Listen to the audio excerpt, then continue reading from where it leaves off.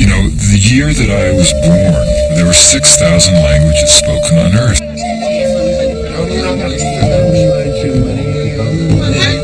Now, a language is not just a body of grammar, a set of words. A language is a reflection of culture. It's a flash of the human spirit.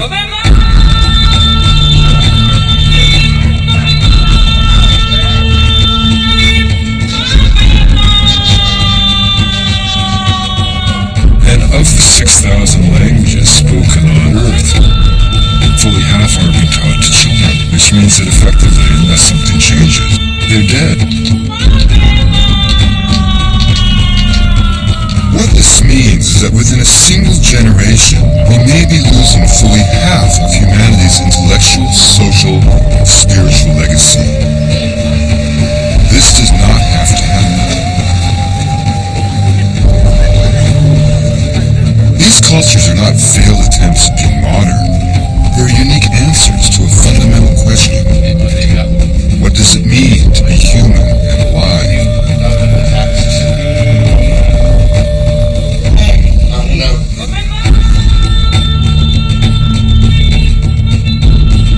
I've come to the Arctic to see how the Inuit thrive in the world's harshest environment. They have survived here for centuries, but now the climate is changing and the ice is melting. The Hunt and the Inuit, facing the end of the cold, and the light at the edge of the world.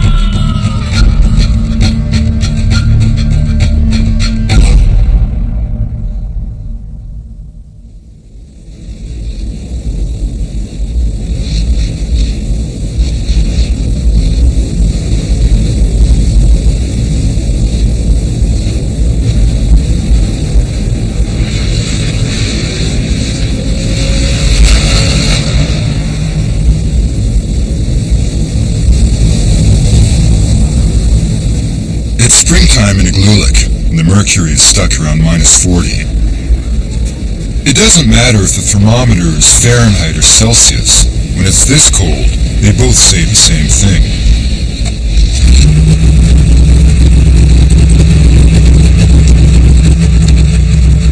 These hunters are going out to try and get a polar bear 130 kilometers north of here on the shores of Baffin Island, far out of town, to the land of their forefathers.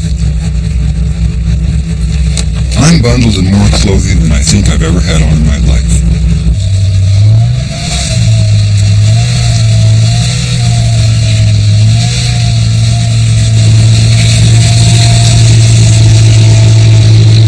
This is going to be a long, cold, 10-hour ride on one of these wooden sleds called kalmatiks. This is not a hunting and gathering society, the Inuit. It's a hunting society. There's precious little to gather. And as a hunting society, they really reflect, not in an archaic way, but in a kind of essential way, who we all once were.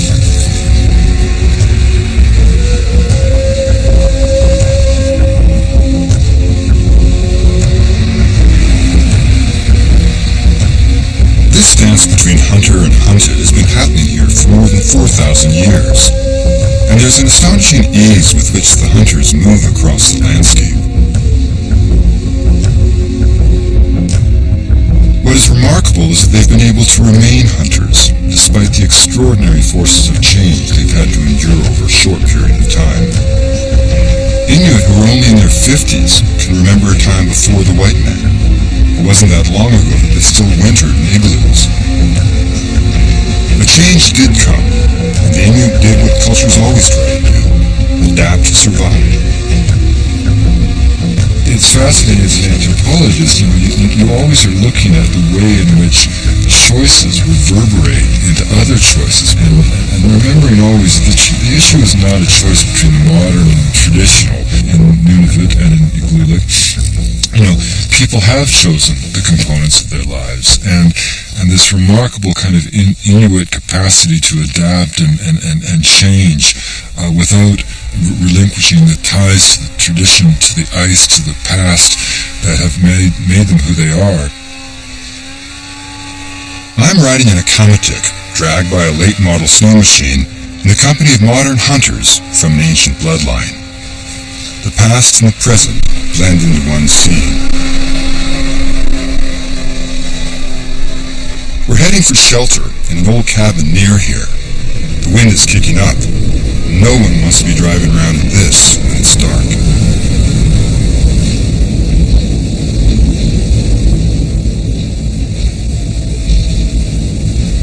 The snow is blowing with full force the next morning.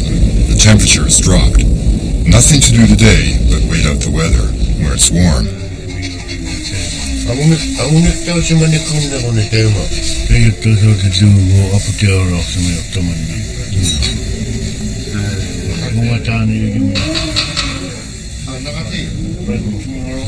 It's an anthropologist's dream to have time like this, with two elder hunters from the last generation born out on the land. Theo Ikuma and John Arnatsiak. What would happen in the old days on a day like this? Would you be able to hunt? Would you be able to go out? Even in today, we can do that if required. For example, we have fish now. So because we have fish, we're not hunting. But if we didn't have anything right now for, let's say we do have other things besides meat. And with our system, meat is a requirement. It's a real requirement that if I don't have meat for a day, or even part of a day, I get heartburn right from here down to here, you know. Theo and John are cousins who grew up together in hunting camps around the Snooders, inlets, and rocky shores of the Fur and Nicholas Strait that separates Baffin Island from the Melville Peninsula. All of these place names come from bygone British expeditions which set out in search of the Northwest Passage. The British explorer William Parry came to Igloolik in 1822, but after one winter he decided there was no passage to China here, so Igloolik was forgotten for a good long while. You know, it's astonishing to think that a place like Igloolik, which remains the cultural heart of Nunavut, if you will, had so little European contact. I mean, going back to the initial contact of Parry, and then Hall 30 years later, and then Rasmussen's expedition slips through in the early 1920s, and there's not really any sustained contact until the missionaries arrived in the 1930s. Then on the heels of the missionaries came government officials, plopping towns down on the tundra so they could be marked on maps. Community by community, it was all designed to assert Canadian sovereignty in the north. Bureaucrats got confused by what they took to be complicated Inuit names, so they gave the people numbers instead.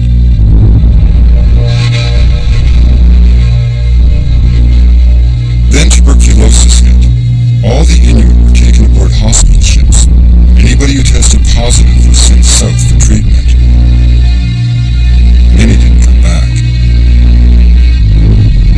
Dogs were shot for fear of a distemper outbreak. Snow machines arrived, but they needed gas, so people had to stay in town to work. Anglicans competed with the Catholics for the souls of the recently settled nomads, and in what seems to be a universal chapter in the treatment of native peoples, the children were torn from their families and sent off to boarding schools.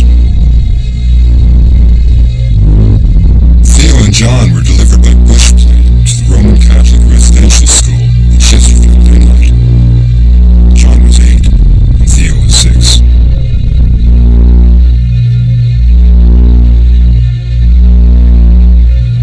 They were forbidden to speak their language, kept in the classroom, and isolated from the land. I mean, Theo himself, this remarkable man, generous of spirit, kind to all of us, spent 7 years under the authority of the Canadian government in a period whereby if he spoke his language, his mouth was washed out with soap. A man who was admitted to our cells, otherwise I wouldn't share with any audience that he himself had been violated in those residential schools. But when they came home, after 7 years of school, their families took them straight back out on the land. It was a rescue mission, an effort to save them with the ways of the hunt and the wisdom of life out here.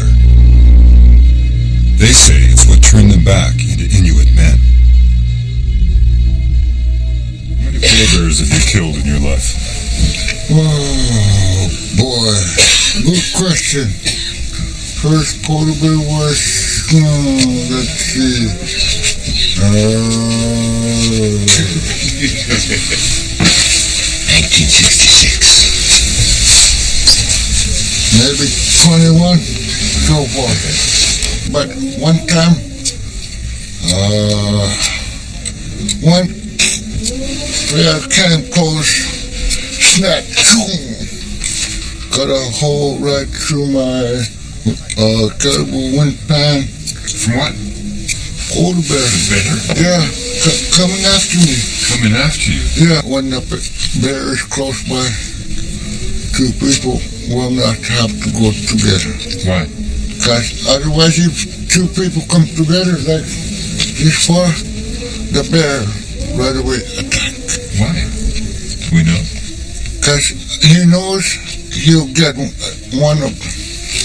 So that in and of itself suggests a certain kind of relationship between the people and the bears. You know, that relationship then is lost if people stop believing in its existence, in its reality. And how does that make you feel about the nature of culture change? Because people often think culture change is just when you start using a watch or, you know, using camouflage pants instead of sealskin, but it's more than that. It's like the mode of thinking changes altogether.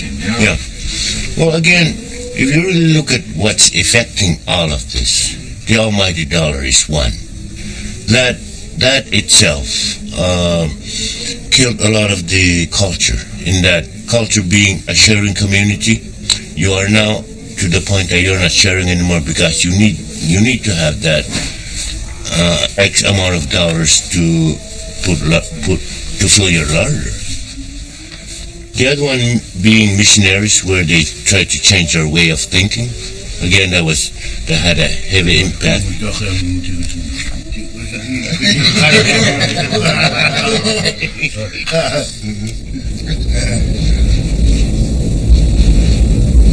This morning when it started to blow, you thought the weather was going to just pass by. Do you still feel that? Looking at the window, yes, I do. Just the window. And what's the window telling you? Nothing. I'm just looking at the window.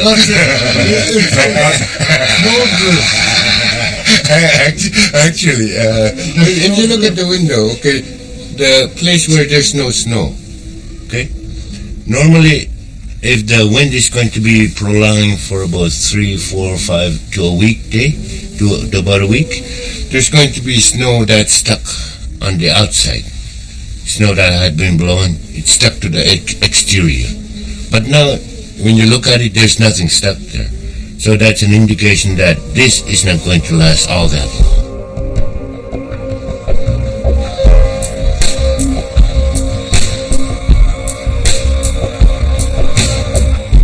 Once the wind dies down, we are finally freed from the small cabin to go looking for polar bears.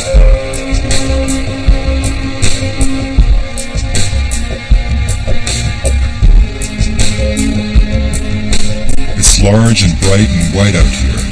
I can hardly distinguish the sea ice from the sky. But John and Theo know exactly where they are and where they're going. When it is clear like this, they follow landmarks. In a whiteout or a blizzard, they navigate by the snowdrifts. Because of the prevailing winds, these always point northwest. And if it is dark, the hunters feel for the snowdrifts by dragging their feet. As the tides move under the ice, cracks are formed, fissures, sometimes kilometers long, that for the hunters become trails to follow. The seals use the cracks for breathing holes. When the men are hunting seal, they position themselves in spots like this. So do the bears. And that's why we came here. Tracking the bear, you can follow these leads, but you get so that you can actually know, not just from the footprints, but also just from what they do around the ice, which bear you're following. I mean, you can yes. kind of know exactly the animal. And if you look at the tracks that we saw, yeah, there was one that you probably noticed that was more rounded than others. And that would be because of bigger paw. No, fat. that would be Because they're fatter. Fatter. The paw print is rounder, so therefore if it's sleek, the paw print is going to be narrow. Huh. We don't normally go after the ones that are slender. Yeah. Those are too fast for us. Huh. They run. But the fat ones don't run as much.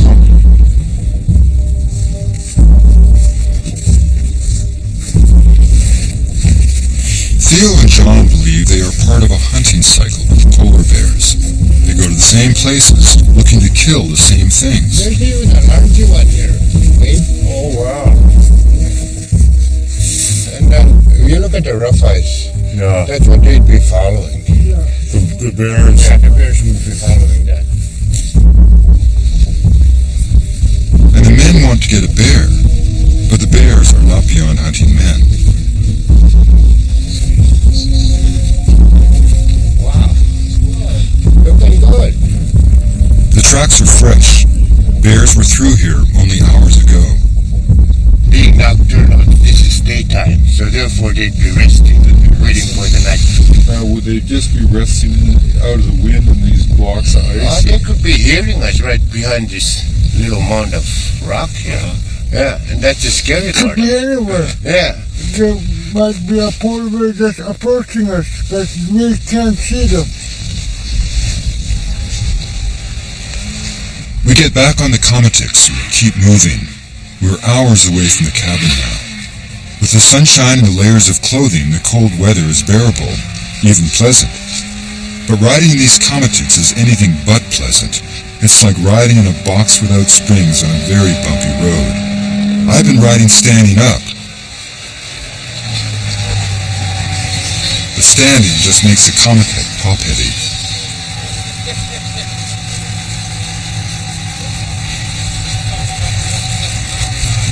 Yeah, no problem. Yeah.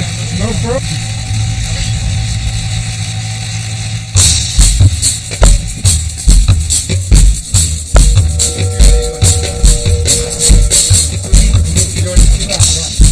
It's around 9 p.m. Theo and his nephew Harry have decided to head out into the night on their own. The temperature is starting to drop and caribou skins come out.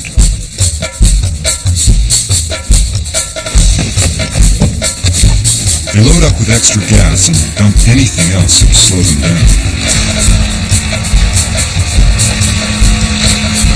I just decided that, with us being about 2 or 3 hours from camp and only being about that much light left or even less, maybe it'd be best to let Theo and Harry go ahead. I mean, they're the real hunters and they'll be able to do what they do. I mean, they didn't come out here for us, they came out here to get a polar bear, and we're not going to hold them back.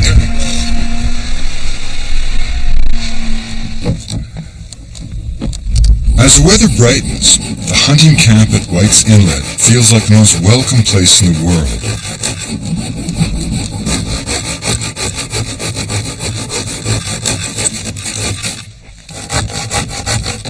Generations ago, Inuit hunters knelt in this very spot, rigging their dog sleds and sharpening their arrows. They knew the lakes and rocks and promontories like streets in a neighborhood, like these hunters do now. And like them, the larger group has learned to be patient. Theo and Harry are expected back from their bear hunt soon. Everyone hopes there will be meat.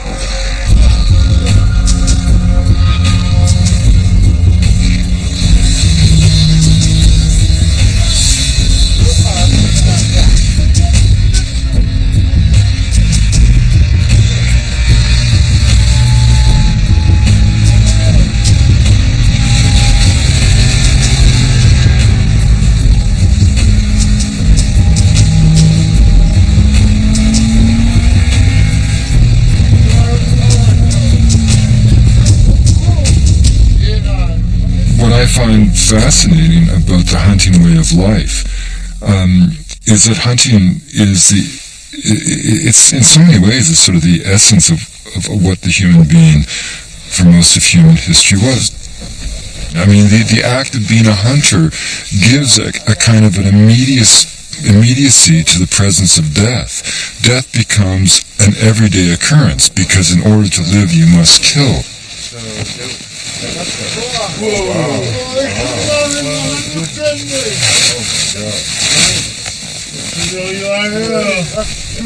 You can even argue that hunting was the birth of religion. Because if you think about it, death was the first mystery. It was the edge beyond which life as you knew it ended and wonder began. What do you guys...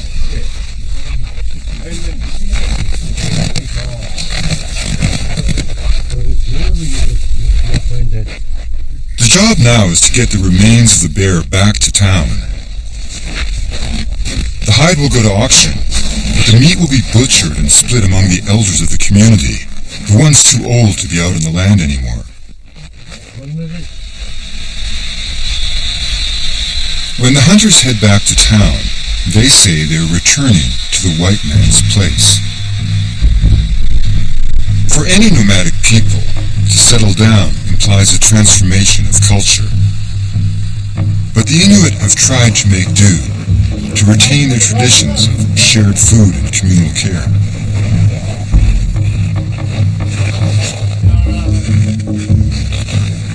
In Igloolik, the meat gets divvied up into 21 very specific portions, each piece destined for a different elder.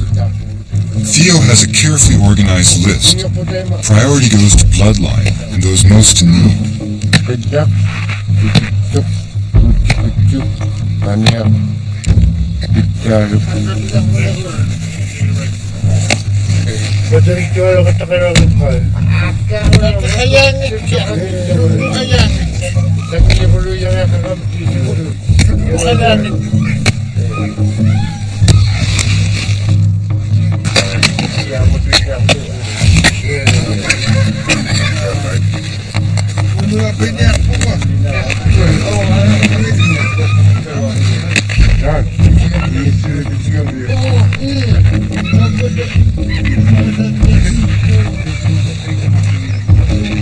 The Inuit territory of Nunavut holds 1/5 of Canada's landmass within its borders, but is home for only 30,000 people.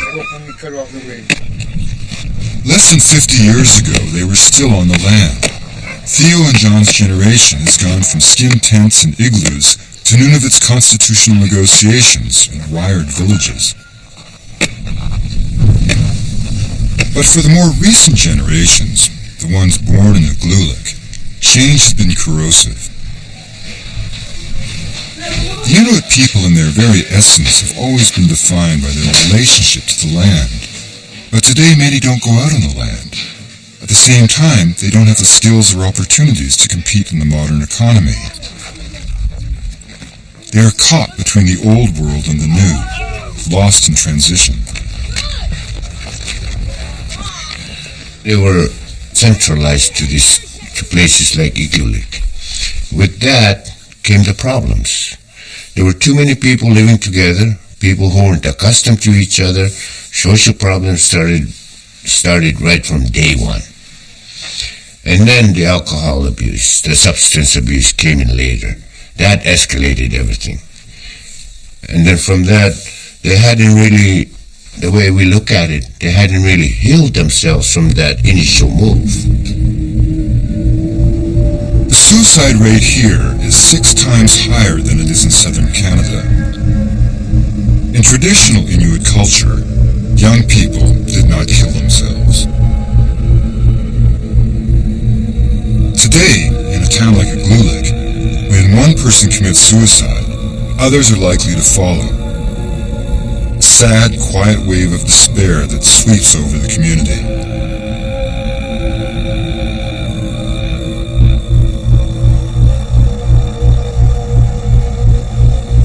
If we look at suicide, we cannot really pinpoint what the cause of the suicide is. There's not only one cause, there's a whole number of things that are happening here. So, who becomes the expert? Nobody.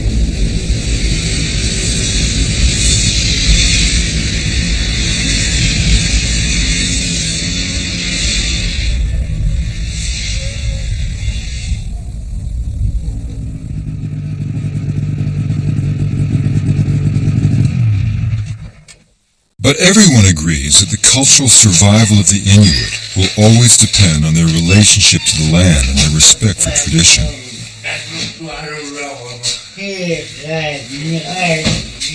Since the inception of Nunavut, new restrictions on hunting have come in. Each town has a quota on bears, so when the Igloolik elders get their bear meat, it's treated as a delicacy, a taste of times past. 84-year-old Teresi Jongyak grew up on the land. She had already had a child before the first missionaries came to Igloolik. Her people knew the length and breadth of the Arctic, all the way to Greenland, weeks and months away, where their blood intermingled and they shared their words and stories.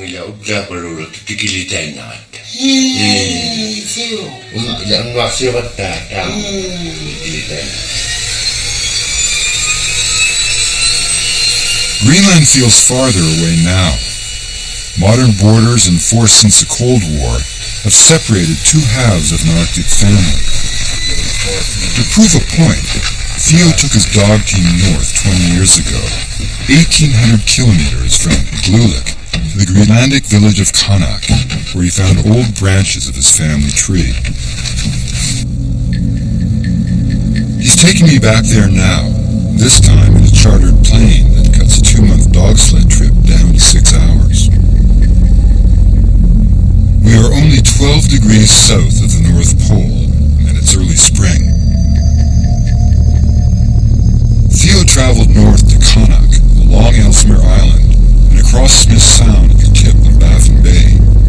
This was a complete sheet of sea ice 20 years ago. To cross here now, you need a boat.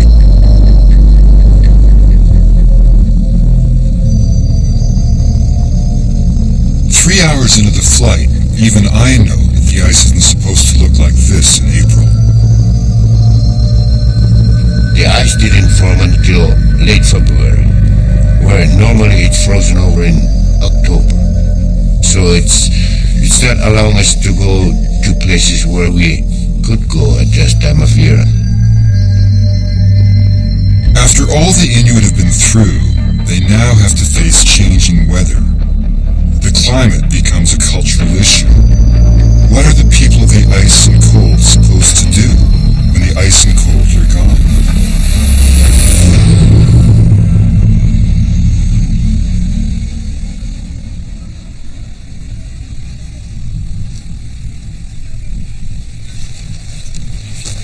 The town of Kanak is one of the most northern communities on Earth. It's quieter here than Igloolik, because the people have deliberately decided not to use snowmobiles. It's generally much warmer, too. The northern end of Canada's Ellesmere Island is only 53 kilometers to the west.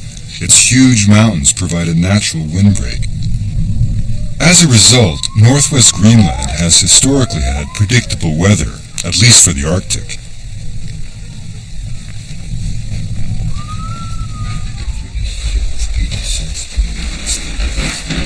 In the Kanak nursing home, Theo goes looking for an old-timer named Kisuk, who traveled by dog team to Nunavut half a dozen times.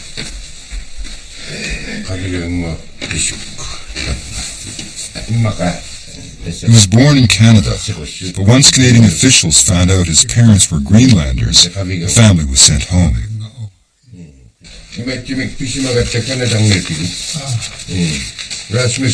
Theo has brought along a genealogical chart.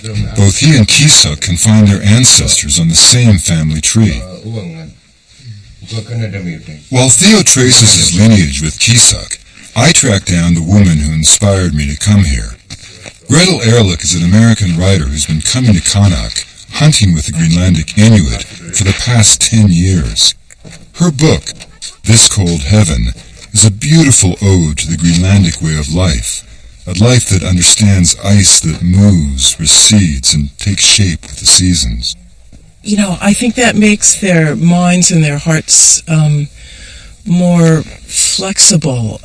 They don't have any illusions of permanence. They don't they don't despair because they know that would be a waste of time. There's no time for despair. It's a sort of sin against imagination. These people, this is their grocery store out here. Their planet is the grocery store. It creates an emotional life that's much bigger than people who live out of stores. I mean, because they have to deal with the reality of killing something, eating it. I mean, it's a kind of sacramental experience.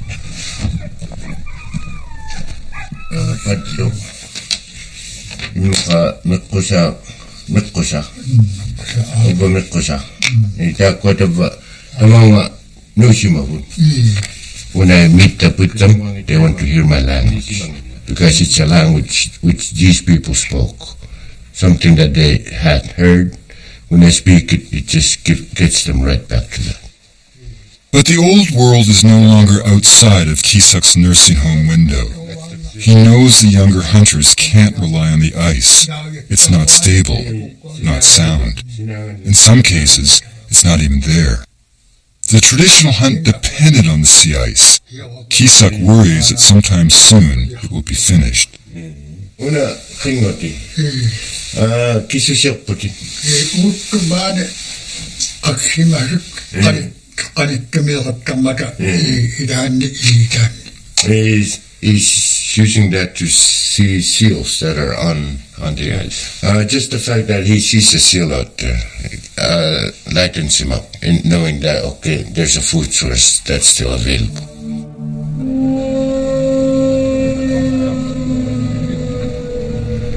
What is it like out there now, out where these Kanak Inuit traditionally hunt? I want to see for myself, and the Kanak hunters have invited us along. Their rejection of snowmobiles is at the same time an endorsement of the use of dogs. They control the arrival of change in their lives. But how do they control the weather when it's been changed from afar? And how do they survive when that weather is responsible for who they are as a people?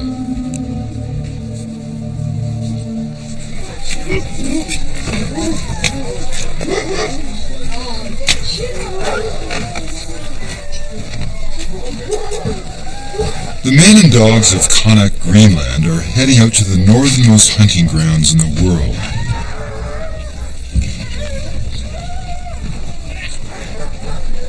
The Greenlandic dogs are bred to haul sleds. They know that soon there will be fresh meat. How do you feel about the dog thing? You travel a lot by dogs. Oh yes, there's a safety factor in traveling with dogs in that if a bear comes to camp, they protect you. So there's a safety factor in that. And you can travel further with dogs. You can always feed the dog. Oh yeah, you can travel further, but at a slower pace. Which you can cover in, let's say, in 2 days by snowmobile. You probably have to go about 4 or 5 days by dog. We're going with the Kanak hunters, Theo, Gretel Ehrlich, and myself. These Greenlanders are the last northern people to hunt by dog team. By using dogs, they are staying out of the market economy. If they had snowmobiles, they'd need to buy gas, which would tie them down to full-time jobs in town.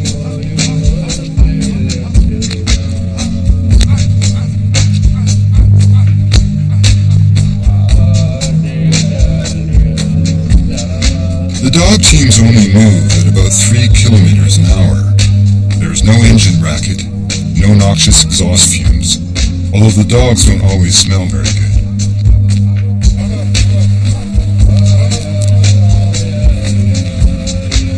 We're heading to an island west of Kanak called Kirkatasawak. The sea ice ends near there. It's the best place to hunt for sea mammals.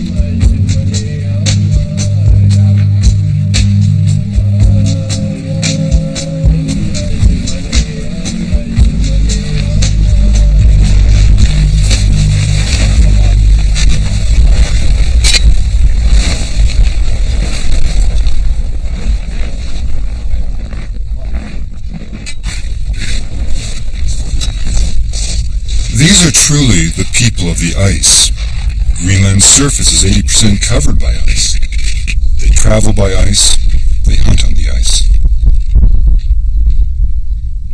The complexities of ice, that's what really struck me most when I first came here. That if you hadn't grown up with it, there would be no way you could ever really understand it. There's this wonderful word in Greenlandic, sila, or hila in this dialect, H-I-L-A, or in West Greenlandic, S-I-L-A, which means both weather and consciousness. I mean, in a sense, it's the weather that brings the animals to them, and it's also the weather that takes them away. It brings life and it brings death, sort of on a daily basis.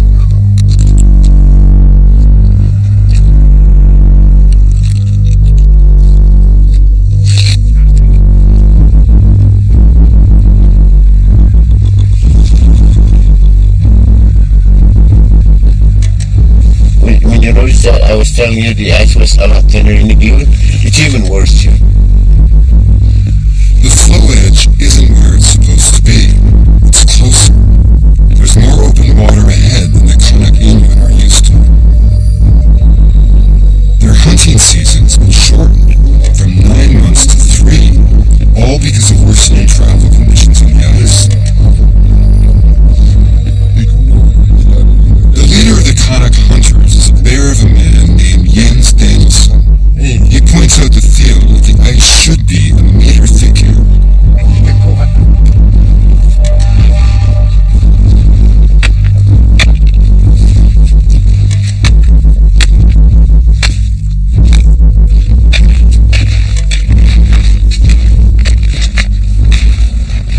Jens hunts less now because he travels more. He testifies in front of the Greenland Parliament in Nuuk, defending his traditional way of life.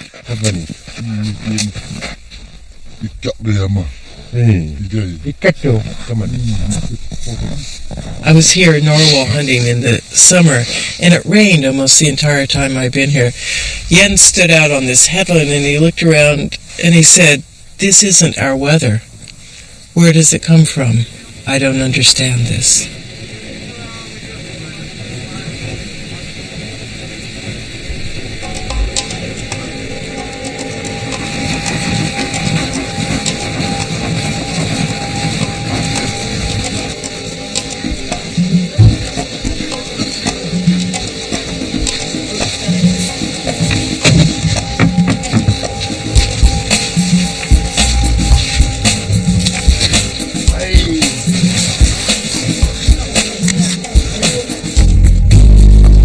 Until recently, Jens and the other men still used kayaks to hunt on the water. But a few years ago, they saw a friend killed by a walrus. So now they use these safer gas-powered motorboats and edge closer to the market economy.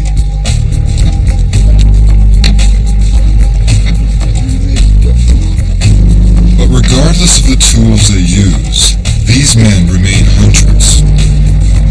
They are pursuing the same prey, camping in the same spots as did their ancestors.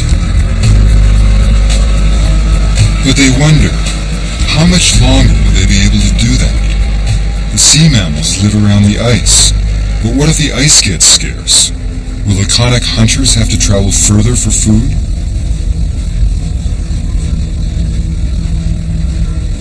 The ice in the bay this spring is a slushy film that slows up the boats. Some of it is nearly impassable.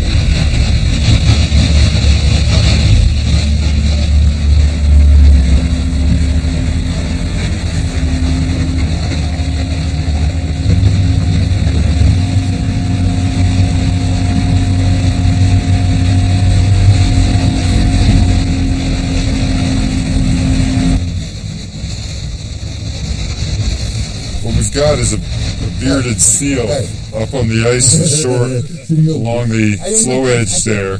The problem is that this ice here is obviously getting thicker, and the question is whether we'll be get close enough to shore. But a bearded seal is a heck of an animal, it's 1,000 pounds of meat. So we're just going to see what happens. it seems to me that the lesson of the Inuit is the fact that, they in their own way have lived in a fragile existence. Fragile in the sense that existence is delicate in the Arctic. Survival is always at stake. The environment is wealthy if you know how to exploit it, but it's nevertheless hardly a land of abundance. The threat of disaster is ever present. The weather, the wind, the cold, the ice, starvation, death, it's all right there all the time. And yet they have found a way to survive.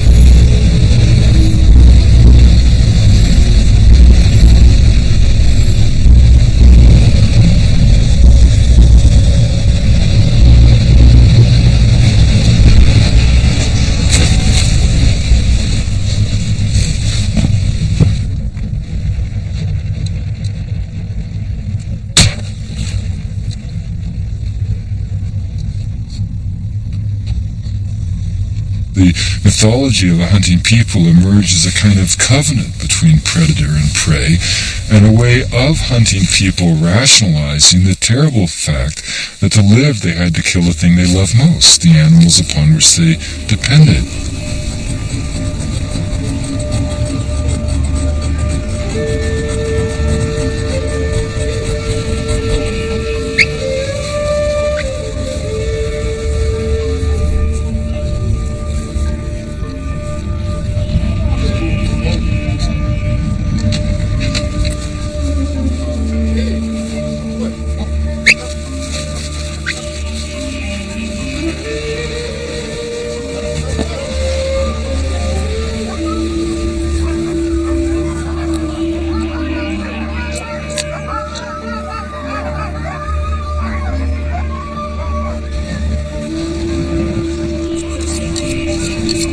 In the Arctic, blood on ice is not a sign of death, but an affirmation of life.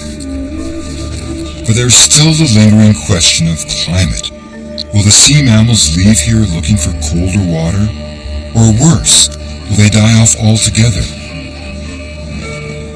In the ice and the animals lies the fate of the Inuit, not just here, but everywhere across the north. And so in that sense, they are kind of the canaries in the coal mine, because they are the ones whose lives are most directly and immediately and consequentially being impacted by the first tragic and disastrous waves of climate change. Jens said to me on our last trip, where we just hunted desperately for ice, even just good enough to travel on, much less to hunt on, he said, if we lose the ice, it will be a disaster. Without ice, we're nothing.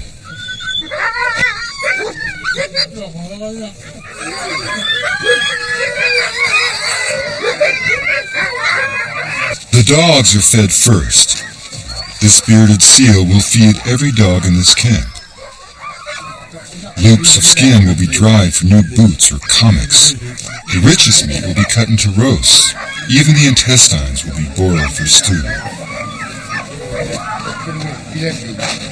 This is the life the Inuit have decided to maintain, the life they are choosing to live.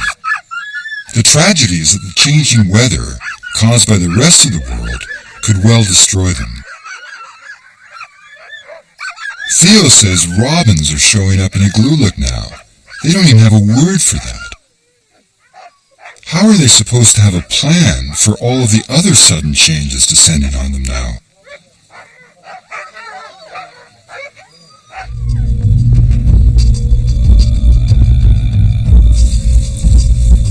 Okay, wait. This is pretty much where the grave is. The genius of the Inuit was their ability to thrive in the harshest environment in the world, with a technology limited to what they could carve from bone and stone. You can see how it's cut out.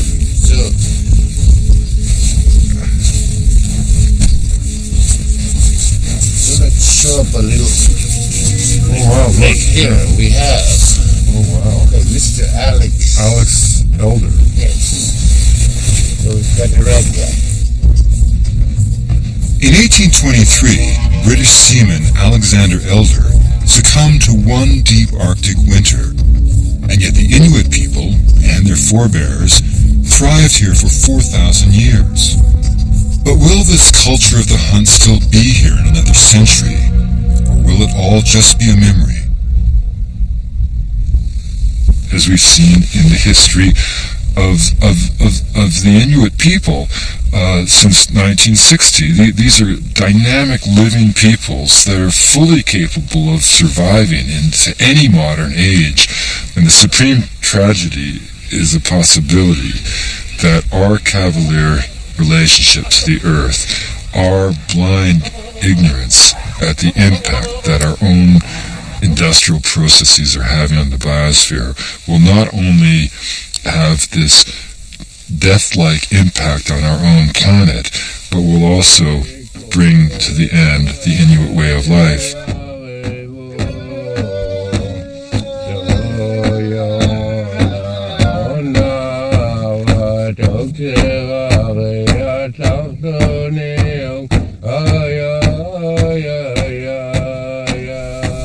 We have to step back and look at what the central backdrop of our age really is. I mean, diversity is not simply the foundation of stability. It's a fundamental indication of the way things were meant to be. We have to look at where we are.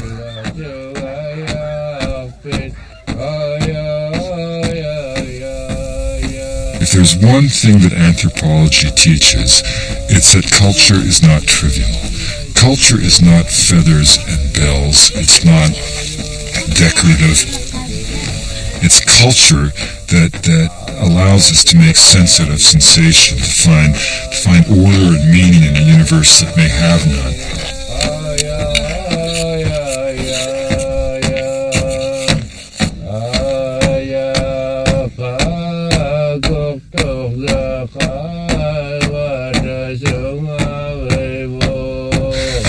We need the diversity of the human spirit made manifest by culture because it's part of our overall geography of hope.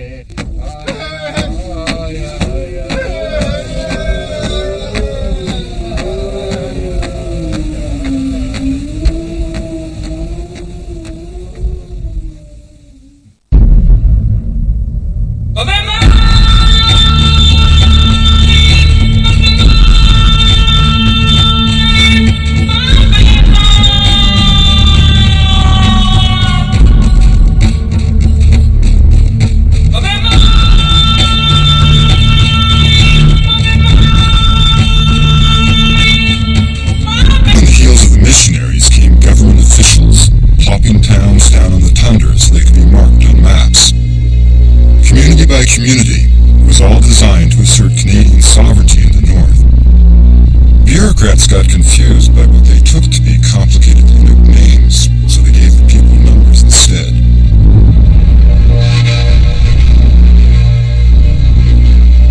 Then tuberculosis hit. All the Inuit were taken aboard hospital ships. Anybody who tested positive was sent south for treatment. Many didn't come back. Dogs were shot for fear of a distemper outbreak. Snow machines arrived, but they needed gas, so people had to stay in town to work. Anglicans competed with the Catholics for the souls of the recently settled nomads. And in what seems to be a universal chapter in the treatment of native peoples, the children were torn from their families and sent off to boarding schools.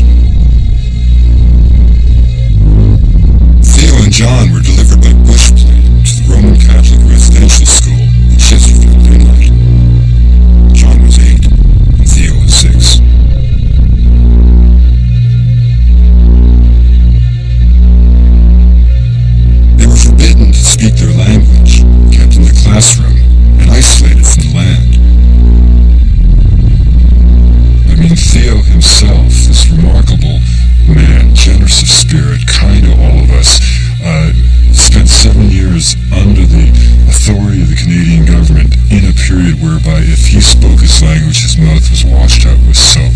A man who was admitted to our cells, otherwise I wouldn't share it with any audience, that he himself had been violated in those residential schools.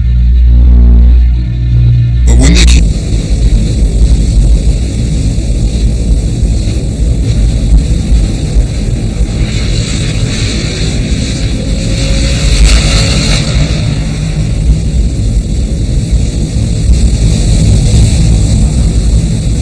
It's springtime in Igloolik, and the mercury is stuck around -40. It doesn't matter if the thermometer is Fahrenheit or Celsius. When it's this cold, they both say the same thing.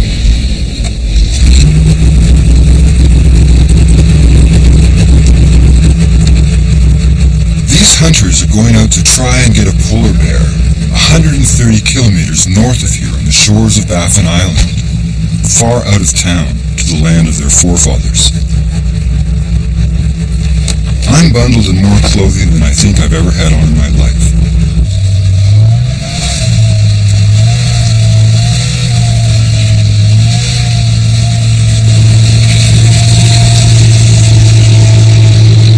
This is going to be a long, cold, 10-hour ride on one of these wooden sleds called kamatiks.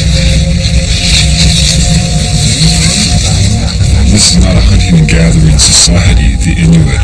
It's a hunting society. There's precious little to gather. And as a hunting society, they really reflect, not in an archaic way, but in a kind of essential way, who we all once were.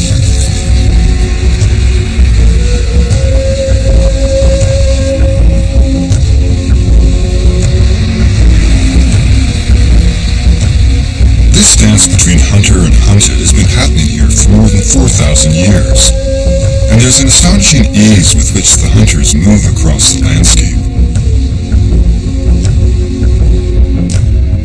What is this dream to have time like this, with two elder hunters from the last generation born out on the land? Theo Ikuma and John Arnatsiak. What would happen in the old days on a day like this? Would you be able to hunt? Would you be able to go out? Even in today, we can do that if required. For example, we have fish now. So because we have fish, we're not hunting. But if we didn't have anything right now for, let's say we do have other things besides meat. And with our system, meat is a requirement. It's a real requirement that if I don't have meat for a day or even part of a day, I get heartburn right from here down to here. You know. Theo and John are cousins who grew up together in hunting camps around the Sweetgrass inlets and rocky shores of the Fur and Necklace Strait that separates Baffin Island from the Melville Peninsula. All of these place names come from bygone British expeditions which set out in search of the Northwest Passage. The British explorer William Perry came to Igloolik in 1822, but after one winter he decided there was no passage to China here, so Igloolik was forgotten for a good long while. You know, it's astonishing to think that a place like Igloolik, which remains the cultural heart of Nunavut, if you will, had so little European contact. I mean, going back to the initial contact of Perry, and then Hall 30 years later, and then Rasmussen's expedition slips through in the early 1920s, and there's not really any sustained contact until the missionaries arrived in the 1930s. Then, you know, the year that I was born, there were 6,000 languages spoken on Earth.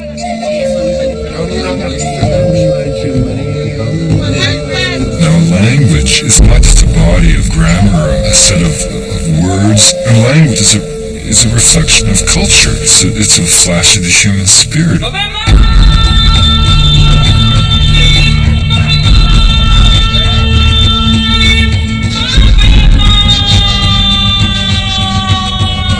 And of the 6,000 languages spoken on Earth, fully half are being taught to children, which means that effectively, unless something changes, they're dead.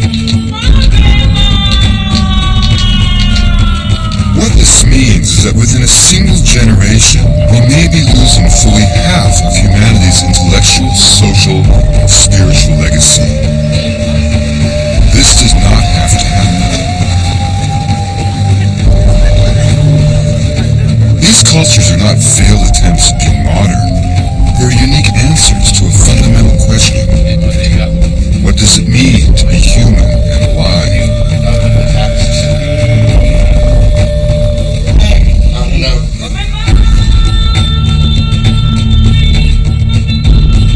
I've come to the Arctic to see how the Inuit thrive in the world's harshest environment. They have survived here for centuries, but now the climate is changing and the ice is melting. The Hunt and the Inuit, facing the end of the globe, and the light at the edge of the world.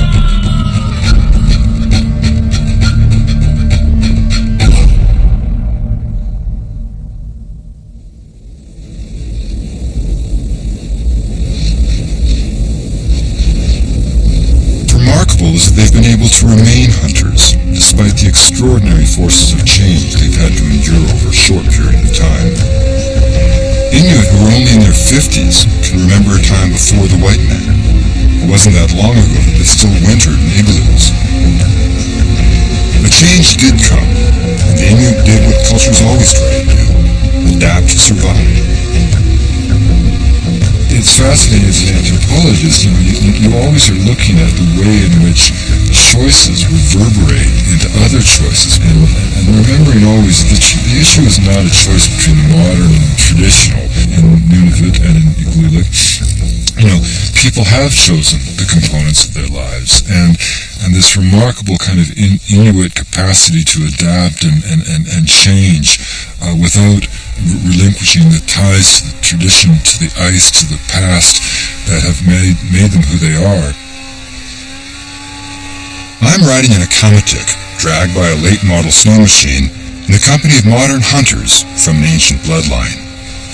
The past and the present blend into one scene. We're heading for shelter in an old cabin near here. The wind is kicking up. No one wants to be driving around in this when it's dark.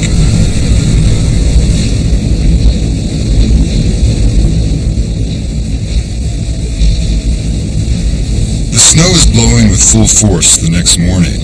The temperature has dropped. Nothing to do today but wait out the weather where it's warm.